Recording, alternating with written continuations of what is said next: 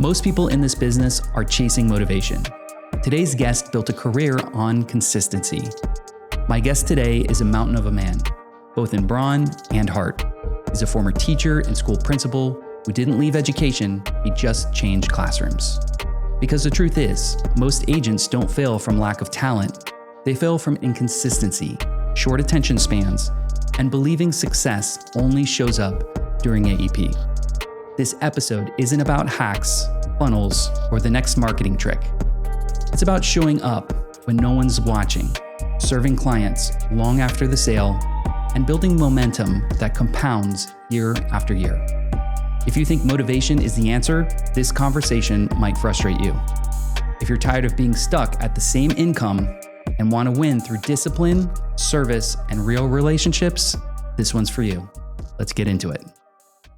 Welcome back. I'm Justin Jacobs. This is Closed, and I am next to my good buddy, Phil Cauthen, who is one of the top producers at Health Plan Markets, has been with us for quite a bit. Welcome, Phil. Thank you very much. Glad to be here. Actually, kind of shocked and surprised. I'm glad you gave me like 3 weeks notice so I could get over what am I doing? Who am I doing it with? How am I doing it? Because, I'm in the witness protection program, and sometimes if they take my picture, I might have to move. Well, I didn't know where you were, so I had to give you enough lead time, if you were in North Carolina or on vacation. Got to get you over here. So I'm trying to be a trophy husband, so there's a lot of things you got to do to be a trophy husband. All right, and one of them is insurance, so we're going to talk about that today. Okay, all right. Great. So before insurance, you were actually a teacher and a principal. Yeah. What pulled you into this direction? This is actually the same thing, to be honest. Yeah. I did that for a long time, and my wife was involved with this kind of thing, but on the doctor's side of it. Yeah, and she saw brokers doing stuff, and she was like, my husband is full of crap, and he can do that. He likes old people, and he likes to talk to people, and that's kind of the way I see it. Love it. I don't have as much of a pull. I don't have people telling me that I'm not a very good educator or not a very good principal because I didn't follow these regulations and all that kind of stuff. Yeah. So I just teach people and hang out with old people, which is basically where I'm from. That's who you hang out with anyway. Yeah. So what's harder in your opinion, running a school or the first year getting off the ground in insurance? Well, the first year, it would be for me, it would have to be the first year. Okay. Because when I was a principal, I had a lot of experience going up. I saw everything that there was, all the way from the janitor to the teacher to the coach to the this to the that and all that stuff. So by the time you finally get to being building operator, you know how to surround yourself with people that know how to do specific things. And as long as you keep in touch with them, it's that kind of stuff. As long as they make you look good, you make them look good. Individually, coming in cold turkey with no training, that was the hardest part. And where's my income going to come from? Because, that first year, I did this during the daytime and then Ubered at night for a whole year. Yeah. Okay. Yeah. There's a lot of drunk college students in the back of this car. It was a lot. There's a lot of days where I'm just sitting around going, all right, nobody puking in the car today. All right. Yeah, you got appointments in the morning. Right? I got things to do. I ain't got time for this mess. So what shifted in your mind after year one? What really clicked? And then was there anything that made you almost walk away? No, I never thought of walking away. The biggest issue was trying to figure out if it was working. Yeah. All right. Yeah. So it was like, well, what is reasonable? What is good? What is exceptional in terms of outcomes and in terms of goals? I really had to ask a lot of agents and some folks with HPM, how will I know if I'm actually worth it? Right. And that stuff. And so that was the hardest part. Okay. Trying to figure out what that was and then how to get there too. But that's kind of where I see it. And to your point, I see a lot of agents comparing themselves to others, and every agent has a different definition of success. Yeah. It could mean this is now a part-time gig and I'm getting ready to retire, or this is like my main gig and I work 60 hours a week. Yeah. And then you're looking at it and you're trying to find your lane. You're like, what does this mean to me? And, so I think that's kind of a dangerous thing to start comparing yourself to other agents. It is, but it also, at the same time, it kind of fixed me.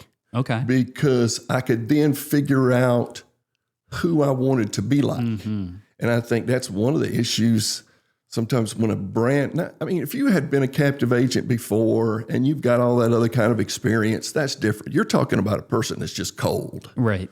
And so I'm coming in there and like I said, I don't know what's right, what's wrong, and for a while we had that list that we would put out weekly or whatever, of who was making numbers and all that stuff. Right. Yeah. Well, talking to some of the agents that were accessible, they were like, you need to figure out who you're going to focus on. Look, you're not going to get 22, 25, 26 a month. Them people have been doing it since Christ was a corporal. They know everybody. Right. Right. You need to find the person that has this, and you figure out what your goal is, long-term and short-term, and you work your way through that kind of stuff.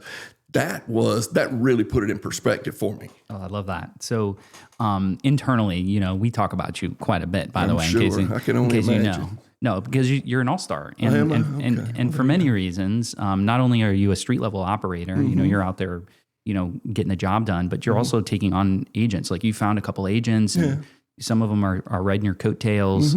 What do most agents misunderstand about consistency? One, what is consistency? Right. And I think we get into this thing with some agents. It's like, you mean you rode all the way to Miami for one enrollment? I was like, yeah. Yeah. The person was brand spanking new to Medicare, which I don't know if we're supposed to put out numbers on this kind of thing. Well, right now, we're in Florida, so the national, you can look it up. It's almost $700 it's about, for an app. For a brand spanking new, it's almost $800 now. Yeah, okay. And then if you get chronic and you get to do this, and it's almost $800. And so, it's a Sunday. Well, okay, I'll turn on the football game. I'll ride my little happy hiney down there. Right. I had a turkey sandwich. We had a conversation. I got her fixed up. Boom. She's been with me for 7 years. Yeah. So and it is what it is. Yeah. And it's like, sometimes you got to go where you have to go. Yeah. So let's average $300 a year over 7 years. That's $2,100 on a one-day event. Right. Well, I'm even talking about the initial thing. Yeah, because you get that whole lump. I'm saying, okay, so I was gone for about, I don't know, I was gone 10 to 12 hours. Okay, well, did you make $80 an hour on a Sunday? Well, no. Well, okay. Yeah, did a lot better than that. Dang, Skippy. Yeah, and the money keeps rolling in. Yeah, and then it rolls in after that. As long as you keep up with them and stuff. That's the big thing. Yeah, to my point. So it's not like, you run and gun. You're known for community outreach. You've got great communication. You're obviously really great with your clients. You've got a great relationship there. What does great service look like day to day for you? I think the best service is, the best ability is accessibility and availability. And I'm not perfect. Right. I'm not super, super good at it. It takes me sometimes a little bit to get back to somebody on certain things, but for them to know that they can call me, even if it's something I can't handle, the fact they have that attachment to me. Right. And that's what I like. I do have a little bit of a hard time trying to get people to understand that I'm not a captive agent. They think whichever plan they went with, they think that's the only one. So if they're thinking about another plan, they don't call me. They go someplace. I'm like, what? Right. So anyhow. So you got to tackle that Yeah, first. You tackle that stuff. But I think that's the ability to be able to say, okay, we need to get a three-way call together so you can give permission for the insurance company to tell me, because you don't know what to ask. And I don't either, but I'm going to act like I'm so slow that they are just going to, this country draw gets really long when I start, I'm not real good at computer. Could you tell me how? Okay. And then they just do it for you, you know? Okay. So I think that's it. It's availability, accessibility, and for people to feel like they're talking to somebody who actually cares. Exactly. That's a big deal. So you connect with people pretty fast. Is that a skill or is that something you learned? I grew up, you'd have to understand the people that I grew up around. Yeah. And then being in education, you're just an entertainer anyway. And so, between Saturday morning wrestling, my great Uncle Jack, my great Uncle Martin, them guys that used to make us run around pretending I don't even want to get into that stuff. But I mean, I've been performing for 40 years. Okay. So it's just, I think it's a natural thing, right, for me to do that. But I'm not good at a lot of the other things that we need to do. I'm just not good at them. Well, that's okay. That's why we have a team, right? Well, I tell people all the time, when we go to an event, I'm not really the organ grinder. I'm the monkey. So I can go around and tip my little hat and they'll give me the quarter. Now, I need an organ grinder to put me out someplace where I can entertain. Yeah. But I'm full of it. So that's no big deal. And everybody thinks of me as like, and they'll even ask, and it's like, so do you want me to give you this answer as an agent or as like your nephew or your cousin? Okay. And they're like, my cousin. Yeah. It's like, then if you do this, you're about the dumbest person I ever seen on Facebook. That kind of stuff. They kind of laugh at that. That's awesome. So if there's any behavior that you would recommend an agent to copy you on in the next 90 days, what would that be? Especially if it's like moving their income. Wow. A behavior that I do. Marry up. No, that's what I did. No. Well, she's going to listen to this. So I'll tell you this. The biggest thing is to get a group of other agents that know answers, so that you think you know something. Right. And you're like, but I want to double check and make sure. Right. That humility and having that connection, that was something that was like brought into us real early. I mean, Ramilda is one of my favorites because if she hadn't helped me out that first year, I might just be Ubering. I don't know. Yeah. I don't know. I can't pole dance anymore because my back is whatever. But that kind of thing, Victor, and some of the other folks that we've made that hardcore connection with, knowing if I got to have this answer, I can go here. Yeah, it's all about culture, right? And the other thing, too, is emails are nice, but phone contacts are huge. Right. When you need an answer from an insurance company, sometimes knowing the broker agent by first name so that they pick up the telephone when they see you call because they know, hey, he's not calling me unless there's something going on. So they pick it up. They don't, I don't call and complain about everything. I call and there's usually something I'm asking. I don't need something. I'm trying to find out an answer. Oh, yeah. So there's still this myth, I think, that agents make all of their money in AEP. Why do you think that belief holds people back? I did at first. Okay. So when we were starting, we were trying to figure out, well, what would you have to do to get a 6-figure income? You and I had that conversation when we first done. You sat it with me and you actually did the math and showed it out. And I was like, okay. And so when I first started, AEP was, of course, I did start the very first AEP, but anyhow. So AEP is a way to where you pad your stats, I think. But now my AEP, because I don't have a pamphlet of business anymore, I have a book of business. I spend more time trying to service people during AEP and not lose customers rather than gain them. So you feel like you're more on defense in AEP? I guess. If you want to call it defense as much as maintenance, I think it's a maintenance thing because when you have that transition, I look at the AEP not as the beginning of the season, but as the end of the season. It's a good way to look at it. Yeah, I believe OEP is the beginning of the season. I look at it that way. The first quarter is, and then the AEP, you're trying to button up everything that you've done throughout the year. What kind of agent should not be in this business? Cutthroat people. Yeah. I can't, that's one of the biggest issues we have anyway is people making calls. I'm not supposed to be able to make a cold call, but apparently somebody can. Right. Yeah. Because every time I get a call, I'll get a call from a customer saying, Phil, what? I think I messed up. Yeah. Did you talk to somebody on the telephone? Yeah. I was like, what have I told you about that?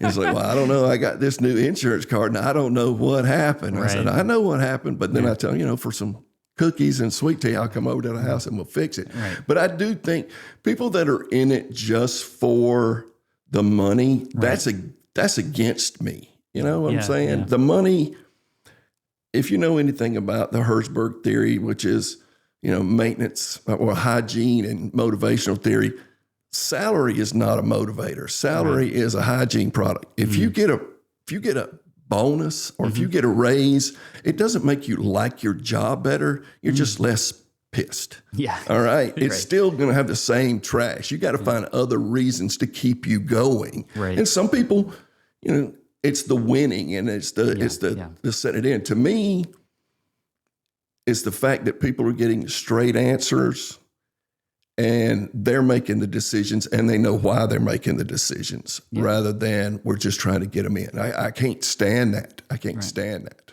So you've said that you went from a pamphlet of business to a book of business. I love that, by the way. At what point did growth kind of start hurting you? When I reached a specific lifestyle, okay? Because I think every agent is going to be different based upon where they are in life. I mean, this is my quote unquote third profession. So I consider myself semi-retired. I'm trying to become a trophy husband. I'm doing all that good stuff. Yeah. I don't have kids at the house anymore. I don't have to go as hard as I can go. We got some quality agents that they're doing 2 and 3 events every day. Oh, yeah. 5 days a week and then some on weekends. I mean, they're just going. And we got some that are on the phone constantly and they call me, well, I have this whole building that I'm doing. I'm like, how you get a whole bleeping building? Yeah, yeah. When right now, that's the thing. What hurts, I'm not hurting, and I don't really know what that means. I'm kind of where I'm at. My biggest issue is what's the next challenge? I got to have another challenge because it's not the dollar and it's not the thing. I think that's one of the reasons why I like hanging out with other agents because I think that's the next challenge. We've seen so many people come and go in the 7 years and it's like, why did I stick? Right. And they didn't. Yeah. So, looking at your growth, what impacted your ability to continue that lifestyle, if you will? Was it more like time or systems? Where do you have to put your energy when you go from a pamphlet to a book? Yeah. The first 2 years was, it don't matter when, where, how you go. Yeah. It doesn't matter. I mean, even if it's an event, it doesn't matter. And sometimes the events are not going to be any good. Yeah. And realization that an event, you're there for 2 hours. Right. If you get one, that's a bonus. You weren't there for that day. You were there for the long-term stuff. And sometimes the events are just not quality events. But if you're willing to do those, that means when the quality events come around, people are like, hey, he bit the bullet on this one and he'll go from there. Right. So, that... And I'm, kind of trying to get back to your question, if I can even remember what it was. I have a tendency to freaking just rant about stuff. I told everybody I did take my meds, but they're not kicking in. I need a shine drink. It's Friday. Can I get my shine on? Coming soon. I like it. There you go. There you go. After we cut camera, we'll have we'll do a shine in the back for you. I ain't scared of it. No, so we were talking about time and systems, but okay.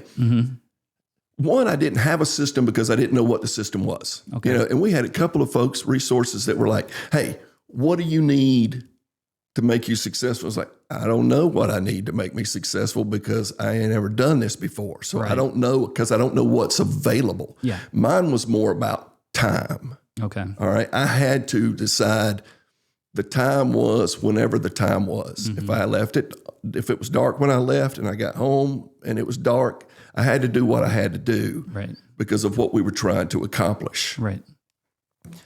Now it's more of a system, and I'll throw out the HPM. HPM has made the system for us. It's simple as it can be. Anybody who makes it hard, they're doing that on purpose.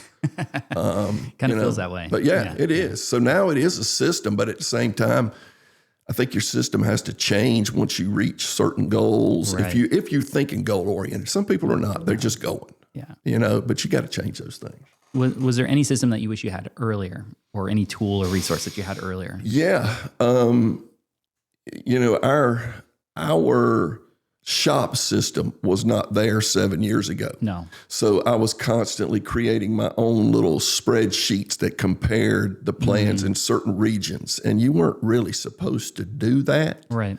But if I'm going to Volusia County and we're talking about a certain thing, then it's like, okay, these are all the plans for Volusia County in this situation. These are all the ones for the C-SNPs. These are all the ones for the duals and all that stuff. And when I get in there and I find a person down, well, then I would pull up that paper and it's like, okay, let's start narrowing it from there. Yeah.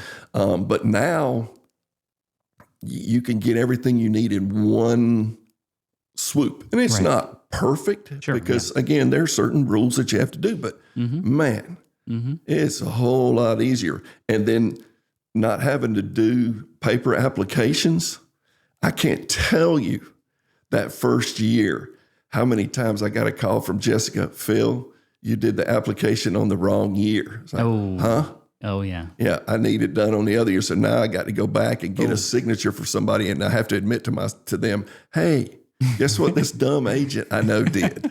Yeah, so the systems kind of protect you from that. Yeah, it does. It really does.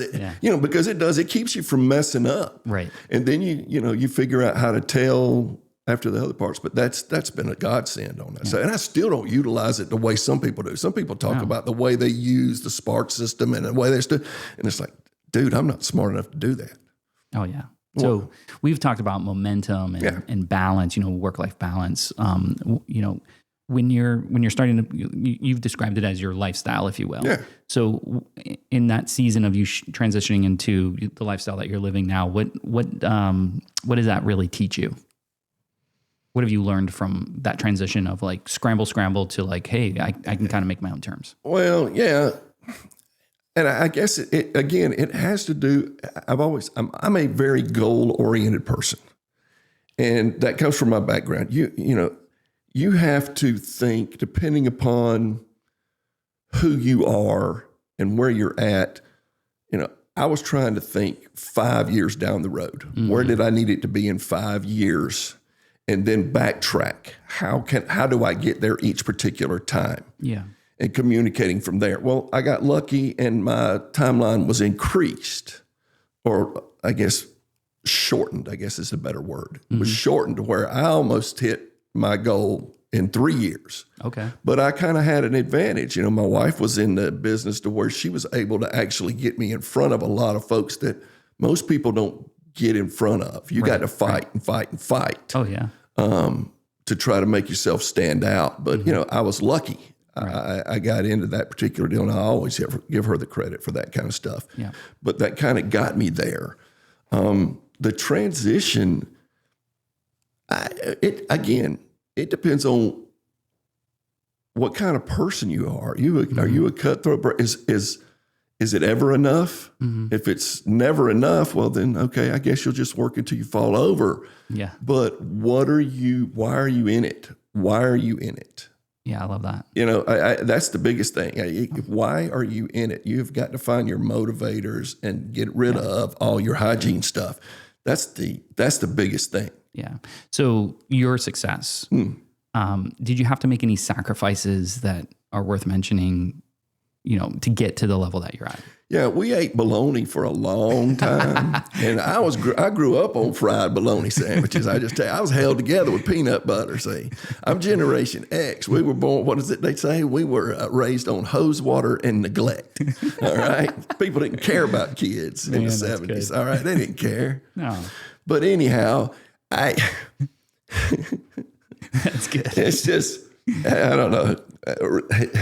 I get off track about those kind of things, but the sacrifices we had to make were, all right, how are we going to pay for things? But we were we were just in a different spot than other people. I wasn't the sole breadwinner. Our kids were almost grown, things like that. Yeah. My sacrifices were, I had to work. I had to be willing to work day and night to keep up until we got to a certain level. And then once we got to a certain income level, then I could ease up on one part and continue to grow this particular business.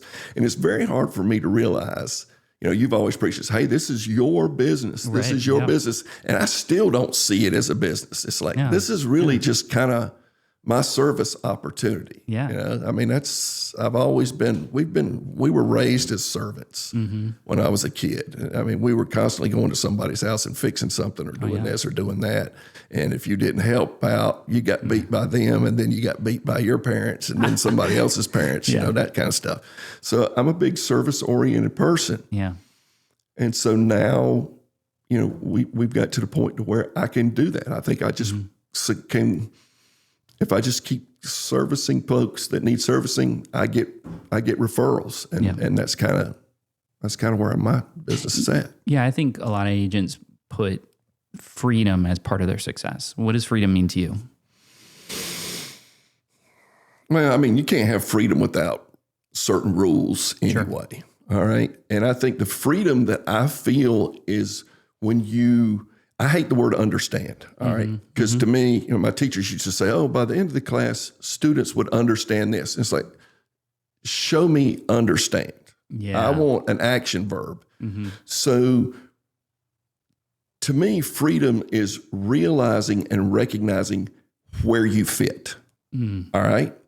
So knowing how the doctors think, knowing how the insurance companies think, knowing how the FMO thinks, allows me to know how I fit in and why things go a certain way. It takes off a huge amount of frustration because I know what I need to be concerned about and what I don't need to be concerned about. You know, and when people get all up in arms about things, it's like, well, that's because you didn't try to learn as much as you could about all aspects of the business to know where you fit in. You know, I learned that from when I was learning to be an administrator.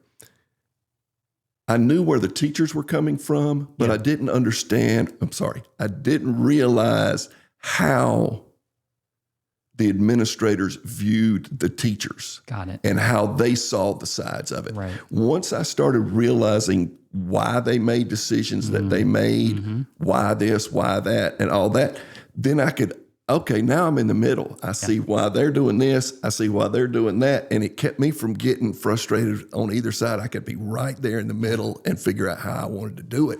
Yeah. And I would recommend that to any brand spanking new agent. You need to know it. At least you need to be involved in it all so that you know how you fit. Well, it's almost like if you can see all parts of the party, you can almost look in your crystal ball and see exactly what's going to happen. Because over time, you say, oh, when they did that, these people did this. And then when these people did that, they did that. Yeah. So, you can get in front of it. Great example, right? You know, with the new PDP and the 2100, right? Yep. Okay, so what do you mean out-of-pocket cost? Is it my out-of-pocket cost or is it the retail out-of-pocket cost? Right. Well, it kind of depends upon which agency you're working with. And knowing that I could call a specific one, why are y'all doing it this way? Why are y'all doing it that way? And they explain it to us. It's like, okay, here it is what it is. Well, that shouldn't be that way. Well, okay, fine. Right. But it is what it is. Let's go about it from there and we'll figure out how to make it work. Yeah, because you've learned something that you can teach others. Oh, yeah. Right. And so you've always come to that conclusion. And this may be the answer to the next question. But when you see an agent that's stuck at the same income level year over year, maybe 3 years in a row, what do you think the real issue is? Not doing the same thing all the time is going to get you the same result. Right. Yeah. I mean, that's anything. Yeah. I mean, it doesn't matter. I mean, we're talking about insurance but we could just take out the word insurance and put in anything. Right. Parent. Right. You know, president. I don't know, garbage man. It doesn't matter. Yeah. It does not matter. Yeah. If you continue to do it the same way, you're going to get the same result. And actually, what is it they say about teeth? If you ain't whitening, you're yellowing. So if you're not making adjustments, seriously, if you're not making adjustments, then how are you keeping up? Right. How are you keeping up? All this AI stuff that's coming out and all this trash about all this stuff. If you don't keep up, you're going to be left behind. Well, I was getting ready to say it. That's a second, but I don't want to say that on the air. So I'm very big on looking at, time in 90-day increments. Okay. I think, I can't remember where I found it, but the human mind can only focus on a certain task for about 90 days, and then you kind of lose that. So In the next 90 days, what would you tell an agent they should be obsessing over right now? My thing is, I always call this particular season that we're working at is, they call it OEP, which is really kind of not very creative. Yeah. They should call it buyer's remorse season or procrastinator season. True. Because I've got some clients, they refuse to talk to me about anything that's going on until January or February because of all the changes that were going on. And then our conversation is, well, what did you see happen? What did people do that was wrong? What did people do that was right? And all that stuff. And we put it in that way. Yeah, and then I've got some October the 1st, they want to have a conversation. I mean, that bad. Oh, yeah, they're ready to go. My thing is, I don't necessarily see it in 90-day increments. I see mine as the first quarter of the year. I see it as the lock-in period as the bottom half, which is like from April to September the 30th. And then I see close up from there. But it's not a bad idea because there are some SEPs that happen quarterly and things of that nature, but you've got to recognize how to build and when to do your background work. Because I think in the next 90 days, I'm going to be any T65 that falls in my hands, falls in my hands. Right. But the rest of the time, it's going to be, if I lost somebody, I may reach out and say, hey, listen, blah, blah, blah. Yeah. Or if I have a good enough contact, if somebody was misled by somebody else, well, then maybe they come to me and I can say, all right, let's go back and look at it a little bit differently. So that's kind of the way I see this coming up 90 days. That's good. We talked about technology, AI, all of this is changing the world really, but is there anything that excites you about the technology that's coming down, especially when it comes to client service? You know what I want is apprehension and excitement. Okay. Because knowing who I am, I've got to get somebody who actually loves doing the technology to say, Phil, why are you doing it this way when you could be doing it this way? And I can go, I don't know. Show me. And so they show me. I'm like, wow, that's amazing. And then I can use it from there. So it's not even the technology that excites me. It's if I got somebody that knows how to use the technology that I can excites show you how me. to do it. Yeah. Because like I said before, I mean, Victor and some of those guys, they're like, man, I call Spark and they do this and they do this and this. I'm like, I didn't know they could do that. Yeah, man, all you got to do is tell them. So I was like, wow.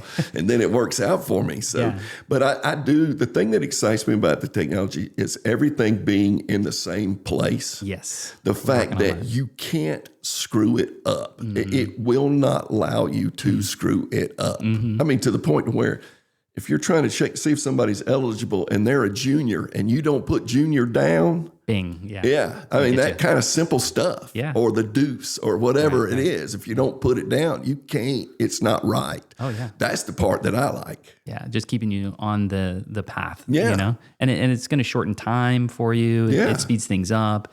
Accuracy is key. You look better to your clients. Like, oh, he actually listened to me. Yeah, he actually pays attention. He's got access. And, and the other thing is, I think sometimes my clients appreciate it when I go, you know what? I don't like the way that looks. I'm looking here. I don't like that answer. And so I'll stop and go someplace else and I'll look in here and I'll do some of those things. And I'm not a whiz, but the fact that I keep looking for things I think people like and I can find it anywhere. Yeah. So in the next 5 years, what separates the agents that are still here versus the ones that just kind of petered out? Say that one more time. In 5 years. So what would that put us at? The year is 2031. The agents that are still standing doing this business, who are those folks separated from the ones that kind of just disappeared out of the business? I think it's the people that go long term. Yeah. All right. They got to have a long-term focus. That initial, so the couple of the guys that I'm working with right now, okay, what am I supposed to do next? What am I supposed to do next? What am I supposed to do next? And it's like, okay, have we made our 2-year goal? Have we made our this goal? Have we made our that goal? Who have we talked to besides me about that? And then what are those motivators that keep you going in the short term so that when the long term hits, you just all of a sudden go back and look like, okay, first time. had a meeting or something. Somebody's like, oh, well, you're not going to see any money until a year from now anyway. And then it'll take you 4 years before you get, I'm like, 4 years? I can't. Yeah. I can't, I got to eat. Right. I can't live under a bridge for that long. And trying to recognize, okay, what is that long-term goal? And then how do I get it in short chunks so that I'm motivated and recognize that I am progressing towards that deal. Absolutely. And I'm not wasting my time. Yeah. So believe it or not, we're at our last question. All right. We've had a lot of fun today. But before I do that, we're going to do this new thing that I started. Yes, I'm going to feed you, which is one of your favorite Are you getting paid pastimes. by this? We are not, unfortunately, but it's just a thing that I'm doing. So today I'm going to have you try Kirkland, which is the Costco brand, grass-fed beef stick. You're a beef jerky guy. You're from the mountains. I figured you might like this. So what I want you to do is try it. You want me to eat it on? You want right now, and then I'm gonna queue up this question. Is this an adult-proof Oprah wrapper? Yeah, it's Mountain Man proof. So if you need help with that, I'm here. I don't know. While you're getting that going, here. Holy crap! I've got a 7-year-old, so I know how to open stuff. I don't know how to do that. Got to turn on my dad powers. Look at you. Actually, they did this pretty good. They sealed that one up. We both might be messed up on this. Oh, nope, I got it. Just eat the plastic. It'll pass. There you go. I got you a little junior beef stick. Let's see what we got here. So what you're going to do is you're going to try that. Go ahead. You're good. Try that, and you're going to give it a rating, the CMS rating, 5-star, out of 5 stars, a 1 through 5. What would you say? Because you're a beef jerky guy. How would you rate it? This is a processed, mass-produced deal. I'd give it maybe a 3. Okay. Because it's there. It'll meet my needs. Right. It's not that greasy.